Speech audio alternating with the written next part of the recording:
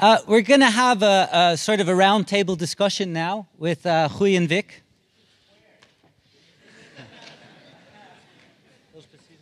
Yeah. Oh.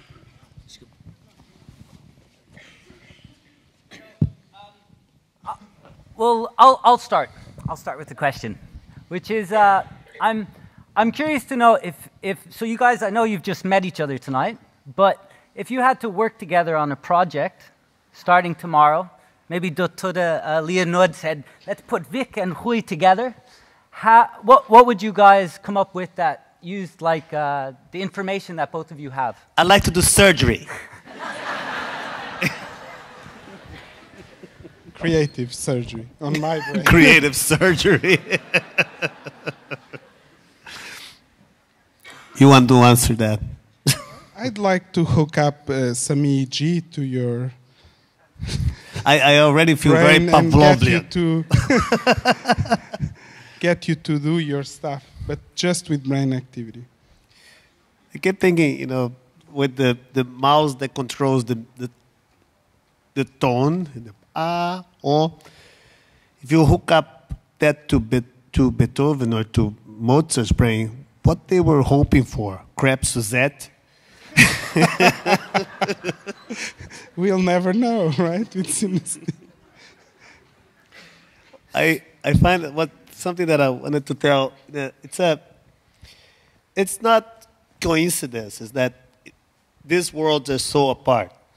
You know, when I think I may be wrong here, I may be going beyond my field of expertise, but the idea of scientific processes probably solidified around the time that Galileo put spheres on a ramp, and when they went down, that constituted law, you know, and that was the way things happened. But he didn't account for maybe the observer being autistic, or the observer being bipolar, or being depressed, or being distracted. By separating mind from phenomenon, you know, the scientists were allowed free rein over like the idea of creating a whole construct of the world that did not included all the subtleties, you know, that occur because of the subjectivity of the way perception is so subjective. And in the same way, for artists was great because without the physicist telling us how things work, we could put angels flying in paintings. You know, if these things were together, the Renaissance, the angels would all be walking. It would be very boring. I mean, but it's. I think we're living in a time where there's no more room for this split, and science. You know, it took scientists so long to realize that, for instance, experience affects phenomenon. You know, and artists seem to know that all along. And they sort of made a living out of that. And I think because of that, because mind has been reintroduced into all scientific knowledge, I think that there is some room for me to come and talk to you guys more often here, if I may. I mean, that kind of collaboration I would really welcome. I think I would love to have my brain wired up and, you know, wah. But, you know, I won't go for those pellets. It will be, got some nice wine going on. You'd get Papa Sorda chocolate mousse. Mousse chocolate. I only had mousse of chocolate mousse. You know, here in Portugal, you can get chocolate mousse. So, I don't know if anyone has any questions they'd like to ask. E perguntas são muito bem-vindas em português, claro. Great. We've got a microphone that's coming around. In fact.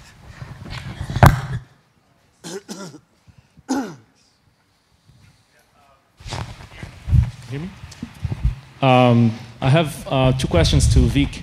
The first is, like you said, straight away that you like to make surgeries, and I thought, well, maybe you could get some nice pictures of surgeries. And I remember that I have seen already something like an art exhibition on science in which like they were photographing or I don't know, depicting somehow scientific apparatuses and situations of interventions and this kind of stuff. What do you think of it? Would you do something? Let me like answer that. Because I have the attention span of a fruit bug. Otherwise, I'll forget.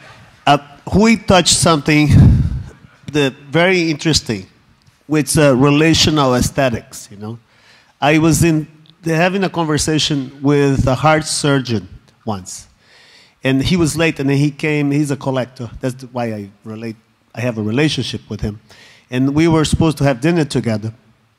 And he came a little late, and he said, "God, I'm sorry, I got completely taken because I just watched this most beautiful surgery I've ever seen." And I kept thinking, what does he mean by that? A beautiful surgery, you know? And I kept trying to. I said, I asked him, how can a surgery be beautiful? It's honestly, deep inside of you. And then he was completely sincere about it. He thought about it, and he said, it is beautiful. And I think it's a beauty is something that, you know, who ate the first oyster kind of thing. It's something that's learned too, because you get involved with this novel subject that Rui was talking about. You just start going, and all of a sudden you start in your own perception of certain subjects. You somehow an aesthetic principles start to emerge. You know, I kept thinking recently. I use the computer. A lot of people I know use the computer and say, "People, oh, you computer artists." And I kept thinking, if you use the computer as a tool, I think only there will be an art form once people start writing code poetry. And we're not far from that, because it's something that it's already happening, you know. And I believe in that there are forms of beauty that we don't have access to because of the range of our experience. I mean, another thing about what we were saying about novelty, and I think art, the function of contemporary art, is precisely to create a deviation from your normal pattern. I agree entirely with what you say. If I put it scientifically like this all the time, people would be very mad at me in my field. But I think when you put a public sculpture, and there's a very famous, it's a Richard Serra tilted arch in Lower Manhattan. People wanted that away because it made them have to go around the plaza. It was made for that. You know, when you have something novel in front of you, you are forced to go around, and therefore you're forced to see the world differently. You're forced to do something else. And I really learned so much. I thought of all of this before, but I didn't have those graphics. It's like really, they really validate. I want this presentation. I think you're actually still a very good neuroscientist and psychologist. You support a lot of what you do actually through the things you learn from perception. It's very interesting to see the process, because you actually take into account more neuroscience than I thought. So you say it's very far apart, but actually not, because you're looking at perception, you're looking at the true pigment. What do you mean by that? So it's the thing that the eye would see as a certain color that the brain defines as that color. So it's very interesting to get these. But to get into these, it's interesting that then it becomes accepted after a while that this is a form of art. In the beginning, when someone comes and says, well, I did something medical and stuff, maybe it's just novel and creative. But after a while, this going through it over and over, maybe doing it over and over, maybe observing it over and over, it starts becoming part of your brain model, maybe.